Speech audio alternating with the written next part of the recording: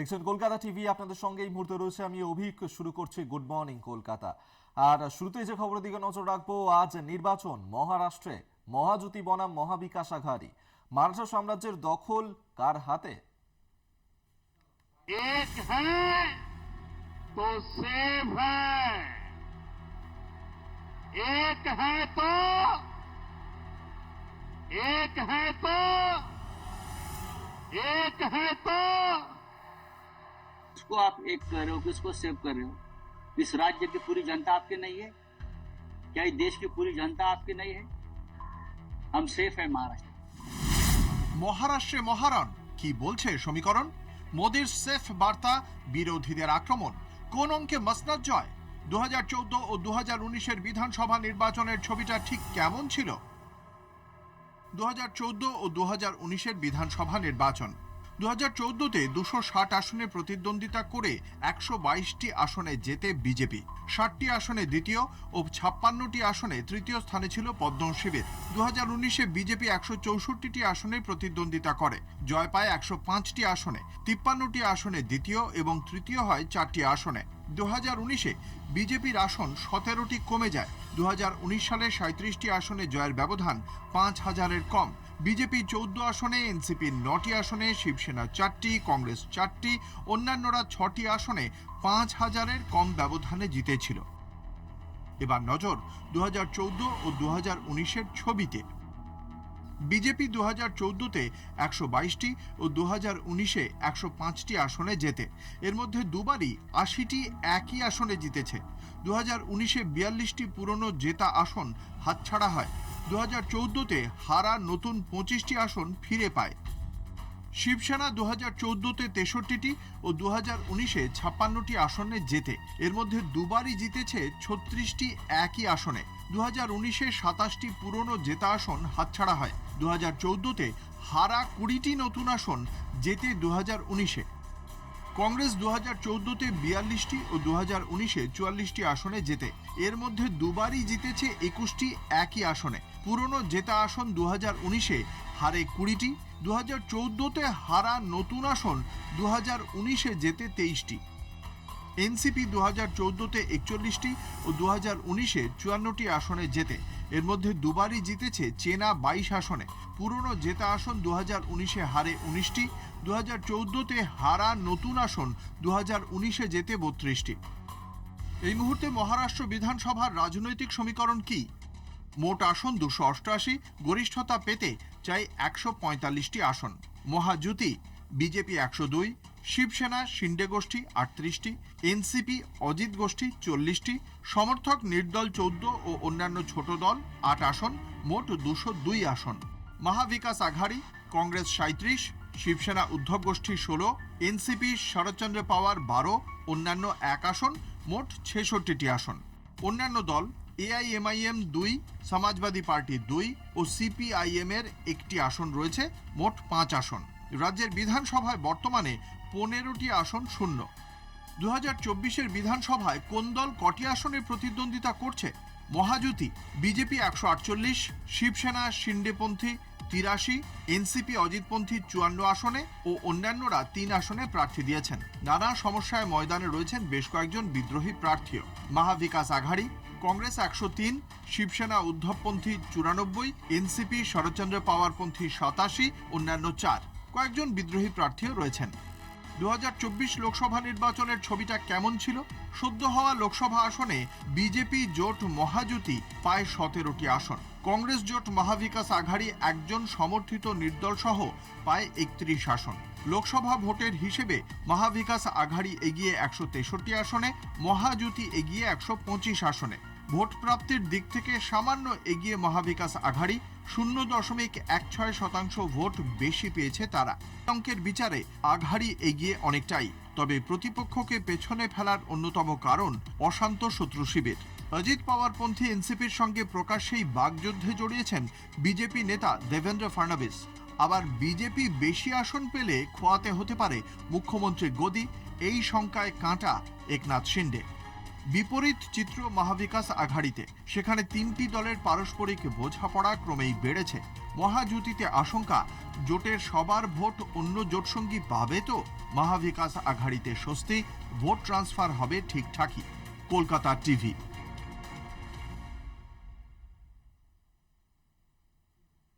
বিধানসভা ভোটের কয়েক ঘন্টা আগে মহারাষ্ট্রে মহানাটক। 5 কোটি টাকা বিলি করতে গিয়ে হাতে নাতে পাকড়াও বিজেপির জাতীয় সাধারণ সম্পাদক বিনোদ তাওরে। মোদি ঘনিষ্ঠ তাওরের থেকে মিলেছে একটি ডায়েরিও, যেখানে 15 কোটি টাকা বিলির বিবরণ রয়েছে বলে দাবি। বঙ্গ বিজেপির অন্যতম পর্যবেক্ষক তাওরে মহারাষ্ট্রে মুখ্যমন্ত্রীর দৌড়ে মারাঠা মুখের পাশাপাশি বিজেপির জাতীয় সভাপতি হওয়ার দৌড়েও নাম রয়েছে তাঁর। ইতিমধ্যেই বিনোদ তাওরের বিরুদ্ধে দায়ের করা হয়েছে এফআইআর। মহারাষ্ট্রে মহানাটক, ভোট কিনতে টাকা বিলি, টাকা বিলির সময় পাকড়াও বিজেপির জাতীয় নেতা, মহা বেকায়দায় বিজেপি শিবির। মারাঠা ভূমে বিধানসভা ভোটের আগেই মহানাটক, ভোট কিনতে টাকা বিলি করতে গিয়ে পাকড়াও বিজেপির জাতীয় নেতা ও মহারাষ্ট্রের প্রাক্তন মন্ত্রী বিনোদ তাওরে। প্রধানমন্ত্রী নরেন্দ্র মোদী ঘনিষ্ঠ বিজেপির জাতীয় সাধারণ সম্পাদককে হাতে নাতে ধরে ফেলেন মহারাষ্ট্রের বিরোধী শিবিরের নেতারা। অভিযোগ, মহারাষ্ট্রের পালঘর জেলার ভিরারের একটি হোটেলে ভোট কিনতে নগদ টাকা বিলি করতে যান বিনোদ তাওরে। ওই হোটেলের সামনে ভিড় দেখে সন্দেহ হয় বিরোধী আঞ্চলিক দল বহুজন বিকাশ আঘাড়ির নেতাদের। বহুজন বিকাশ আঘাড়ির বিধায়ক ক্ষিতিশ ঠাকুর দলীয় সমর্থকদের নিয়ে হোটেলে পৌঁছে যান। এরপর নগদ সহ বিনোদ তাওরেকে ঘিরে ধরেন তারা। নগদ 5 কোটি টাকার পাশাপাশি তাওরের থেকে একটি ডায়েরি উদ্ধার হয়েছে বলেও দাবি। ডায়েরিতে 15 কোটি টাকার বিলির বিস্তারিত বিবরণ দেওয়া হয়েছে বলে দাবি। মুহূর্তের মধ্যে সোশ্যাল মিডিয়ায় ভাইরাল হয়ে পড়ে নগদ সমেত বিনোদ তাওরেকে ঘিরে রাখার ভিডিওটি। মহারাষ্ট্র ভোটের আগে এই ভিডিও ঘিরে রাজনৈতিক মহলে তুমুল শোরগোল। মহারাষ্ট্রে মুখ্যমন্ত্রী পদে বিজেপির অন্যতম মারাঠা মুখ তাওরে। শুধু তাই নয়, বিজেপির জাতীয় সভাপতি দৌড়েও রয়েছেন তিনি। বাংলা বিজেপির অন্যতম পর্যবেক্ষক বিনোদ তাওরে। মোদী ঘনিষ্ঠ জাতীয় এই নেতার টাকা বিলির ভিডিও দেখে গেরুয়া শিবিরের তীব্র সমালোচনা করেছে বিরোধী শিবির। বিজেপি কি পরিমাণ টাকা খরচ করে একটা নির্বাচনে, সেটা যে কোনো অন্য দলের কল্পনার বাইরে। ক্ষমতায় থেকে ক্ষমতার অপব্যবহার যদি সব থেকে বেশি কেউ করতে পারে, সেটা হচ্ছে বিজেপি। আমি নিজে ছিলাম বলে আমি আরো ভালো করে জানি যে তারা মানুষের মতামতকে গ্রাহ্য করে না। তারা টাকার গরম এবং ইডি সিবিআই এর ধমক, এই দুটো দিয়ে তারা নির্বাচন পরিচালনা করতে চায়। এরপরেই ওয়াশিং মেশিনে ধুয়ে ওই জাতীয় সম্পাদক না সাধারণ সম্পাদক কি বলছেন, এরপরে আরো বড় নেতা হয়ে যাবে বিজেপি। কারণ ওদের দুর্নীতি করলে তাকে ক্লিন চিট দেওয়া হয়, ওয়াশিং মেশিনে গিয়ে আরো বড় নেতা হয়ে যাবে। তো এই ভোটকে প্রভাবিত করার জন্য এইসব টাকা ব্যবহারটা ভারতবর্ষের ভারতীয় জনতা পার্টি নিজেই করে। বন্ডের নামে টাকা তুলে সেই তাদেরকে সুযোগ সুবিধা দেওয়া হয় সেই কোম্পানিগুলোকে।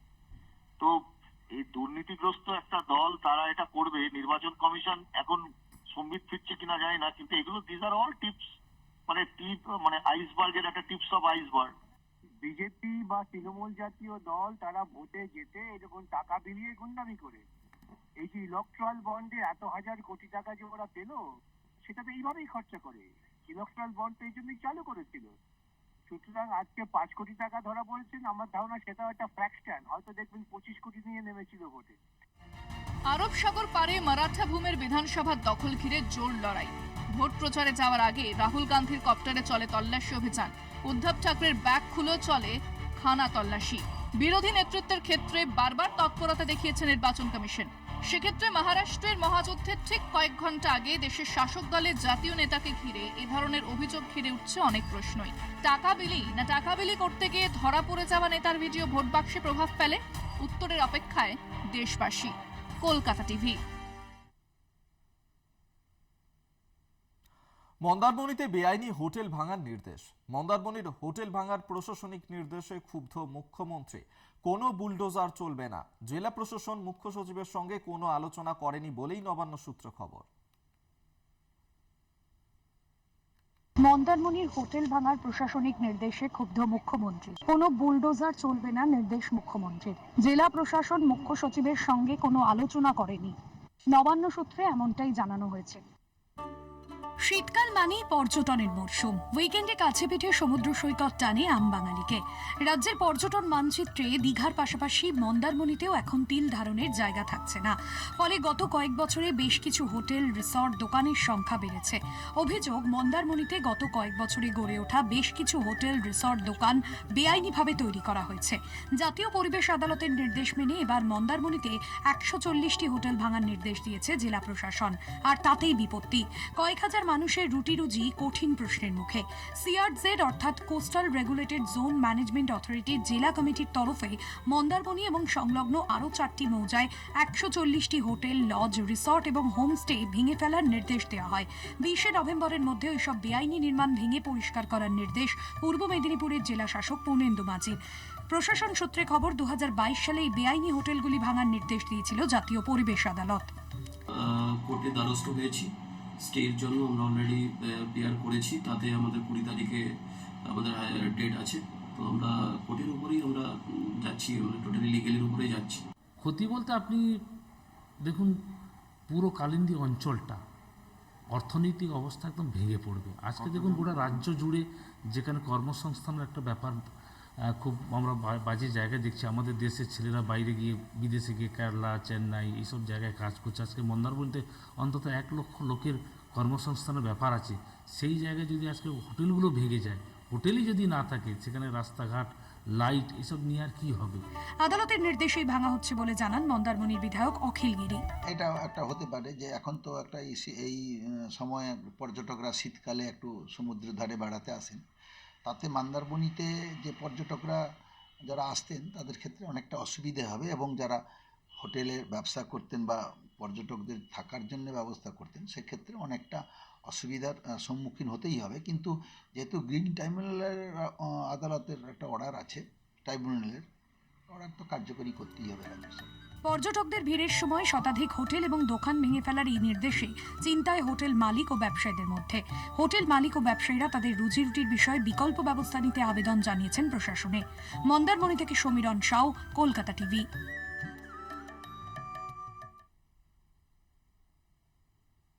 দামের উপর এবার 87, এমনকি 88% ছাড়ে ওষুধ পাওয়া যাচ্ছে রাজ্যের সরকারি হাসপাতালগুলির ন্যায্য মূল্যের ওষুধের দোকানে। আগের তুলনায় নতুন টেন্ডারে এই ছাড়ের শতাংশ আরও বেড়েছে। প্রধানমন্ত্রী জন ঔষধি কেন্দ্রের তুলনায় এই ছাড়ের পরিমাণ অনেকটাই বেশি। ফলে এমন ন্যায্য মূল্যের ওষুধ দোকান থেকে কিনে উপকৃত হচ্ছেন সাধারণ মানুষ। মুখ্যমন্ত্রী মমতা বন্দ্যোপাধ্যায়ের উদ্যোগে রাজ্যের সরকারি হাসপাতালগুলিতে পাবলিক প্রাইভেট পার্টনারশিপে চালু হয়েছিল ন্যায্য মূল্যের ওষুধের দোকান। এর আগে সর্বোচ্চ 68% ছাড় দেওয়া হতো ন্যায্য মূল্যের ওষুধের দোকানের এমআরপির ওপরে। এবার নতুন টেন্ডার পাস হয়েছে, সেখানে দেখা যাচ্ছে এই ছাড়ের শতাংশ আরও অনেকটা বেড়েছে। 87 থেকে 88% ছাড় পাওয়া যাচ্ছে ন্যায্য মূল্যের ওষুধের দোকানে। সর্বোচ্চ ছাড় পাওয়া যাচ্ছে এসএসকেএম হাসপাতালে, সেখানে 88% ছাড় দেওয়া হচ্ছে। অন্যদিকে কলকাতা মেডিকেল কলেজে 87% ছাড় দেওয়া হচ্ছে ওষুধের দামের ওপর। ফেয়ার প্রাইস শপে টেন্ডার বেশ কিছুদিন আগে হয়ে গেছে। সবচেয়ে কম বিট যারা দিয়েছিল, মানে সব থেকে বেশি ছাড় দেবে যারা, তারা সিলেক্টেড হয়েছে কি এন্টারপ্রাইজ। 87% ছাড় দিচ্ছে ওরা, ঠিক আছে, অন এমআরপি। সাধারণ লোকের সুবিধা হবে যদি ওষুধের গুণমান বজায় রাখা যায় এবং যদি ছাড়টাকে ইনশিওর করে ভালো কোয়ালিটির জিনিস রোগীদের দেওয়া যায়, সাধারণ মানুষ উপকৃত হবে। সরকারি হাসপাতালে ন্যায্য মূল্যের ওষুধের দোকান চালু হওয়ার পর থেকেই মানুষের ওষুধ কেনার ক্ষেত্রে অনেকটাই স্বস্তি পাওয়া শুরু হয়। কারণ ওষুধ কিনতে গরিব বা সাধারণ মানুষ আর্থিকভাবে নাজেহাল অবস্থার মধ্যে পড়তেন। কয়েকদিন আগে নতুন করে আবার টেন্ডার হয়েছে, সেখানে রাজ্যের সরকারি হাসপাতালগুলিতে 87 বা কোথাও 88% ছাড় দেওয়া হচ্ছে ওষুধের দামের ওপর। স্বাভাবিকভাবেই চিকিৎসায় খরচ কমছে এবং উপকৃত হচ্ছেন সাধারণ মানুষ। সাধারণ মানুষের জন্য অনেকটাই সুবিধাই, কারণ বাইরে তো সব পেশেন্ট তো বাইরে ওষুধ কিনতে পারে না, মানে অনেক দিন তো চিকিৎসায় থাকতে হয় মানুষকে। তাই জন্য এই ন্যায্য মূল্যের ওষুধ দোকান করার পরেই সাধারণ মানুষের অনেক সুবিধা হয়েছে। তো লোকেদের কেনার মতো ক্ষমতা নেই, এখানে হলে অনেক কম পয়সায় আমরা পাচ্ছি, ট্রিটমেন্টটা পেয়ে যাচ্ছি ওষুধের ক্ষেত্রে। কেন্দ্রের উদ্যোগে স্বল্প মূল্যে ওষুধ কেনার উদ্যোগ রয়েছে জন ঔষধি কেন্দ্রের মাধ্যমে, যেখানে 50% থেকে 90% পর্যন্ত ছাড় দেওয়া হয়। কিন্তু তা এমআরপির ওপর নয়, যা দাম নির্ধারিত থাকে তাই দিতে হয়। শুধু তাই নয়, এ ধরনের ওষুধের দোকান এ রাজ্যে যৎ সামান্যই। এদিক থেকে অনেক এগিয়ে ন্যায্য মূল্যের ওষুধের দোকান। নতুন টেন্ডারের পর সেই মূল্য আরও কম দিতে হচ্ছে সাধারণ মানুষকে। নিমাই পান্ডার রিপোর্ট, কলকাতা টিভি। দুর্গাপুর গ্রামীণ হাসপাতালে কর্তব্যরত মহিলা নার্সকে হেনস্থার অভিযোগ, আর সেই অভিযোগের পর নিরাপত্তার কথা ভেবেই হাসপাতালে বাড়ানো হয়েছে নজরদারি। আরো 7টি সিসি ক্যামেরা বসানো হয়েছে হাসপাতাল চত্বর জুড়ে। কর্তব্যরত মহিলা নার্সকে হেনস্থার অভিযোগ উঠেছিল এবং সেই অভিযোগের প্রেক্ষিতেই এবার আরো নজরদারি বাড়ানো হয়েছে দুবরাজপুর গ্রামীণ হাসপাতালে। সেখানে এই ঘটনা ঘটেছিল, যেখানে কর্তব্যরত এক মহিলা নার্স, তাকে হেনস্থা করা হয়েছে বলে অভিযোগ করেছিলেন তিনি, এবং তারপরেই নিরাপত্তার কথা মাথায় রেখে আরো জোরদার করা হয়েছে সেখানে নজরদারি ব্যবস্থা। আরো 7টি সিসি ক্যামেরা বসানো হলো হাসপাতাল চত্বর জুড়ে, যাতে এই ধরনের ঘটনা আর না ঘটে। সেই কারণেই হাসপাতালের তরফ থেকে উদ্যোগ নেওয়া হয়েছে, আরো নজরদারি বাড়ানো হলো হাসপাতাল চত্বর জুড়ে। সেই ছবি এই মুহূর্তে তুলে ধরছে আপনাদের সামনে দুবরাজপুর গ্রামীণ হাসপাতালের ঘটনা। কর্তব্যরত মহিলা নার্সকে হেনস্থার অভিযোগ, নিরাপত্তার কথা ভেবে আরো জোরদার করা হলো নজরদারি হাসপাতাল চত্বরে। মনা বীরবংশী আমাদের সঙ্গে টেলিফোনে রয়েছেন প্রতিনিধি, আরো বিস্তারিত জানবো। মনা, দুবরাজপুর গ্রামীণ হাসপাতালে যেই ঘটনা ঘটেছিল সেই ঘটনার প্রেক্ষিতে নিরাপত্তার কথা মাথায় রেখে হাসপাতাল কর্তৃপক্ষ কি ব্যবস্থা নিল? দেখো অভিক, তুমি জানো যে দুবরাজপুর গ্রামীণ হাসপাতালে অপ্রীতিকর একটা পরিবেশ তৈরি হয়েছিল, বিশেষ করে গত সোমবার ভোর রাতে। তুমি জানো যে ওখানকার স্থানীয় একজন কাউন্সিলর, তিনি চিকিৎসা করাতে এসেছিলেন এবং তারপরে যেটা অভিযোগ উঠেছিল যে এক কর্তব্যরত নার্সকে তাকে শারীরিক ভাবে হেনস্থা করা হয়েছে, তাকে গালিগালাজ করা হয়েছে। এবং তারপরেই ওই কর্তব্যরত নার্স দুবরাজপুর থানায় তিনি একটা রিটেন কমপ্লেন করে এবং তার প্রেক্ষিতে দুবরাজপুর থানার পুলিশ কিন্তু তদন্ত প্রক্রিয়া শুরু করে। তারপর থেকেই ওই নার্স কিন্তু আতঙ্কিত এবং ভীত সন্ত্রস্ত হয়ে পড়ে। দেখো, এরপর বিশেষ করে দুবরাজপুর যে গ্রামীণ হাসপাতাল, সে হাসপাতাল কর্তৃপক্ষ তরফ থেকে বিশেষ করে হাসপাতাল চত্বরে নিরাপত্তা আরো কঠোর ব্যবস্থা করতে এবার উদ্যোগ নিল সিসিটিভি ক্যামেরা বসানোর। দেখো, হাসপাতালে সিসিটিভি ক্যামেরা ছিল, কিন্তু অত্যাধুনিক সিসিটিভি ক্যামেরা বসানো হলো সাউন্ড সিস্টেম। যেটা জানতে পারছি আমরা, দুবরাজপুর গ্রামীণ হাসপাতাল চত্বরে বিশেষ করে এমার্জেন্সি বিভাগ থেকে শুরু করে যেগুলো অত্যন্ত গুরুত্বপূর্ণ বিভাগ বা পরিবেশ, সেইগুলোতে মূলত দুবরাজপুর গ্রামীণ হাসপাতালের পক্ষ থেকে প্রায় 7টি সিসিটিভি জরুরিকালীন বলা যেতে পারে রাতভর তারা জেগে তারা কিন্তু সেই সিসিটিভি ক্যামেরা কিন্তু বসেছে। দেখো, মূল ভাবনায় একটা, যাতে কোনো রকম অপ্রীতিকর পরিবেশ এড়াতে বা ঠিক কি ঘটনা ঘটছে, কারা আসছেন, সমস্তটা যাতে নজরবন্দি হয়, নিরাপত্তা যাতে সুনিশ্চিত করা হয়, সেই কথা মাথায় রেখে কিন্তু সিসিটিভি বসানো হলো, এটা কিন্তু বলা যেতে পারে। ধন্যবাদ মনা বীরবংশী আমাদের সঙ্গে টেলিফোনে ছিলেন প্রতিনিধি।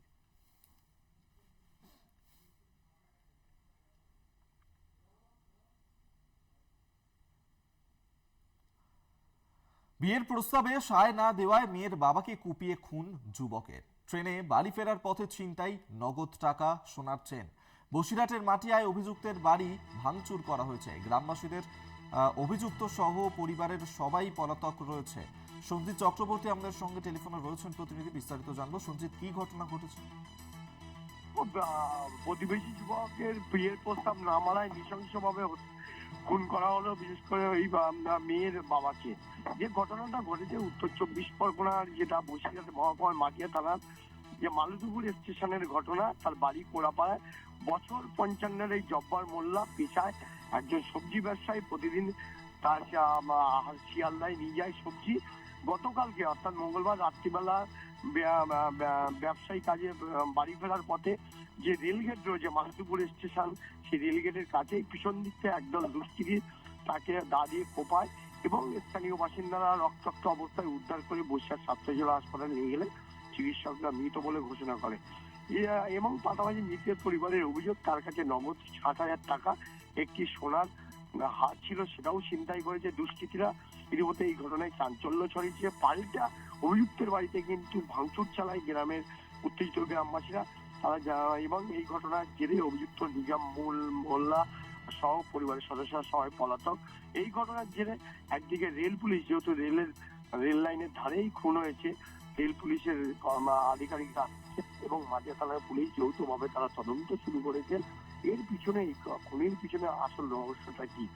যে নিজামুল মোল্লার কথা বলা হচ্ছে, যার সঙ্গে বিয়ের প্রস্তাব মানতে নারাজ, সেই যুবতীর কিন্তু গত দুদিন আগে বিয়ে হয়ে যায়। বিয়ে হয়ে যাওয়ার পরে এই ঘটনা ঘটেছে বলে অভিযোগ। মৃতের পরিবারের অভিযোগ, দীর্ঘদিন ধরে তার মেয়েকে বিয়ের প্রস্তাব দেয়, মানতে পারছিল না ওই পরিবারের সদস্যরা, এবং প্রায় সময় এই নিজাম মোল্লা কিন্তু হুমকি দিত এবং বারবার বলতো এই ঘটনা। কিন্তু এর সঙ্গে ওই যুবকের কোনো অভিসন্ধি আছে কিনা সেটাও তদন্ত করে দেখছে। পাশাপাশি রাতের অন্ধকারে এই ঘটনা ঘটলো, তাদের খোঁজে তল্লাশি চালাচ্ছে মাটিয়া থানার পুলিশ। ধন্যবাদ সঞ্জিত তোমায়। সঞ্জিত চক্রবর্তী আমাদের সঙ্গে টেলিফোনে ছিলেন প্রতিনিধি।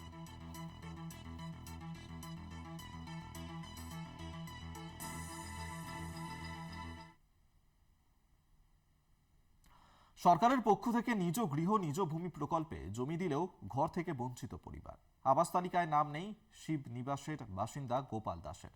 অভিযোগ, আবেদনপত্র গ্রহণ করেননি কৃষ্ণগঞ্জের বিডিও। এদিকে 23 ডিসেম্বরের মধ্যেই জেলায় জেলায় আবাস যোজনার টাকা বরাদ্দ শুরুর নির্দেশ দিল পঞ্চায়েত দফতর। 3টি স্তরে হবে আবাসের তালিকার অনুমোদনের প্রক্রিয়া। 29 নভেম্বর থেকে 6 ডিসেম্বর পর্যন্ত তালিকা দেওয়ার নির্দেশ। আবাস বিক্ষোভ চলছে। নিজ গৃহ নিজ ভূমি প্রকল্পে সরকারের পক্ষ থেকে জমি পেয়েছিলেন শিবনিবাসের বাসিন্দা গোপাল দাস। গোপাল দাস পেশায় দিনমজুর। 1 বছর আগেও আবাস তালিকায় গোপাল বাবুর নাম ছিল। নতুন তালিকা অনুযায়ী চলে সার্ভে প্রক্রিয়া।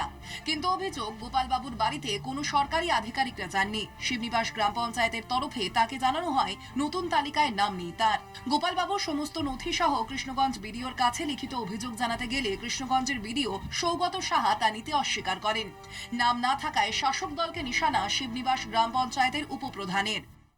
নাম ছিল, সে নামটা কেটে দিয়েছে দিয়ে, আর আমার ঘর জন্য আমি বিডিও অফিসে গিয়েছিলাম। বিডিও সাহেব আমাকে বলল যে তোমার নাম নেই, তো তোমার ঘর হবে না। নিজ ভূমি এবং নিজস্ব বাড়ি আছে, সেটাতে টিনের বা ঝাপের বেড়া, খুবই দরিদ্র মানুষ যাতে হয় সেই ব্যবস্থার জন্য বিডিও অফিস করে। যে আমরা বিরোধী আছি তার জন্য হয়তো বাদ দিতেও পারে। কৃষ্ণগঞ্জ পঞ্চায়েত সমিতির সভাপতি কাকলি দাস বিজেপির উপপ্রধানের তোলা অভিযোগ অস্বীকার করেছেন। 2023-এ আমরা যে পঞ্চায়েত বোর্ড গঠন করে আমরা যারা এসেছি, আমাদের হাত দিয়ে কোনো রকম কোনো লিস্ট হয়নি। এই লিস্টটা বিগত কয়েক বছর আগেকার লিস্ট, এবং ইনকোয়ারি করে কিভাবে কে আছে কে বাদ গিয়েছে আমরা কিছুই বলতে পারবো না। এইটুকু না যদি বলতে পারি, যদি আগামী দিনে যদি কোনো রকম কোনো সুযোগ আসে, অবশ্যই যারা এই লিস্ট ঘর থেকে বঞ্চিত হচ্ছে তাদের প্রায়োরিটিটা আমরা দেখব। কৃষ্ণগঞ্জের বিডিও সৌগত সাহা অবশ্য স্বীকার করেন যে গোপাল বাবুর কাগজ তিনি জমা নেননি। তালিকার সারবত্তা নিয়েও প্রশ্ন তোলেন তিনি। উনি একটা লিস্ট আমাকে দেখাচ্ছিলেন, কিন্তু সেই লিস্টের কোনো সার্বভৌমতা নেই, কারণ এরকম অনেক লিস্ট ঘুরে বেড়াচ্ছে। আমাদের কাছে যা অথেন্টিকেট লিস্ট আছে তার উপরে আমাদের সার্ভে চলছে। আমরা ওনাকে বলেছি যে ওনার যদি নাম থাকে নিশ্চয়ই সার্ভে টিম ওনাদের কাছে গিয়ে সার্ভে করবে। গোপালবাবু কৃষ্ণগঞ্জের প্রশাসনিক স্তর ছাড়াও মুখ্যমন্ত্রী মমতা বন্দ্যোপাধ্যায়কে লিখিতভাবে তার সমস্যার কথা জানিয়েছেন। এখন দেখার মাথা গুঁজার ঠাঁই তিনি পান কিনা। 23 ডিসেম্বরের মধ্যেই জেলায় জেলায় আবাস যোজনার টাকা বরাদ্দ শুরুর নির্দেশ দিল পঞ্চায়েত দপ্তর। 3টি স্তরে হবে আবাসের তালিকার অনুমোদনের প্রক্রিয়া। 29 নভেম্বর থেকে 6 ডিসেম্বর পর্যন্ত তালিকা দেওয়ার নির্দেশ। কলকাতা টিভি। উত্তরবঙ্গ মেডিকেলে থ্রেড কালচারে অভিযুক্ত 7 পড়ুয়াকে সাসপেন্ড করার সিদ্ধান্তে স্থগিতাদেশ। নির্দেশ কলকাতা হাইকোর্টের বিচারপতি জয় সেনগুপ্তর। উত্তরবঙ্গ মেডিকেল কলেজে থ্রেড কালচারের অভিযোগে বরখাস্ত হন 7 পড়ুয়া। হাইকোর্টের দ্বারস্থ হন উত্তরবঙ্গ মেডিকেল কলেজের পড়ুয়ারা। মামলাকারী অরিত্র রায় সহ 7 জন। মঙ্গলবার সেই মামলার শুনানি চলাকালীন বিচারপতি জয় সেনগুপ্তর নির্দেশ, আপাতত ছাত্রছাত্রীদের ক্লাস করতে দিতে এবং পরীক্ষায় বসতে দিতে হবে। তবে তারা ক্লাস ও পরীক্ষায় বসা ছাড়া কলেজে অন্য কোনো অ্যাক্টিভিটিতে যুক্ত হতে পারবে না। মামলাকারীদের বিরুদ্ধে র্যাগিংয়ের অভিযোগ থাকলেও মামলাকারীদের বক্তব্য কলেজ কর্তৃপক্ষ গুরুত্ব দিয়ে শোনেনি। বৈঠকে তাদের সঙ্গে সহযোগিতা করা হয়নি বলে অভিযোগ। 5 সপ্তাহ পরে ফের মামলার শুনানি, দুপক্ষকেই হলফনামা জমা দিতে নির্দেশ। অ্যান্টি র্যাগিং কমিটি কোনো কনস্টিটিউট হয়নি। অ্যান্টি র্যাগিং কমিটি শুধু এনকোয়ারি করতে পারে, আর কেউ এনকোয়ারি করতে পারে না। এবং কোনো চার্জশিট দেয়নি, কোনো কাগজ দেয়নি, এবং রেসিডেন্ট ডক্টরস অ্যাসোসিয়েশনের থ্রেটে এই সাসপেনশন করতে হয়েছে, এই প্রসিডিউরটাকে অ্যাডপ্ট করেছে কোনো হিয়ারিং না দিয়ে। আজকে নর্থ বেঙ্গল কলেজ থেকে কাউন্সিলও অ্যাপিয়ার করে তারা স্বীকার করে নিয়েছে যে রেসিডেন্ট ডক্টরস অ্যাসোসিয়েশন তারা যে প্রেশার ক্রিয়েট করেছিল, সেই প্রেশার ক্রিয়েট করার জন্যই এই ব্যবস্থা ওদের নিতে হয়েছে। তো এরা কাল থেকে ক্লাস করতে পারবে এবং কাল থেকে পরীক্ষা দিতে পারবে। গুড মর্নিং কলকাতা এই পর্যন্তই। দেখতে থাকুন কলকাতা টিভি, রাত দিন 7 দিন।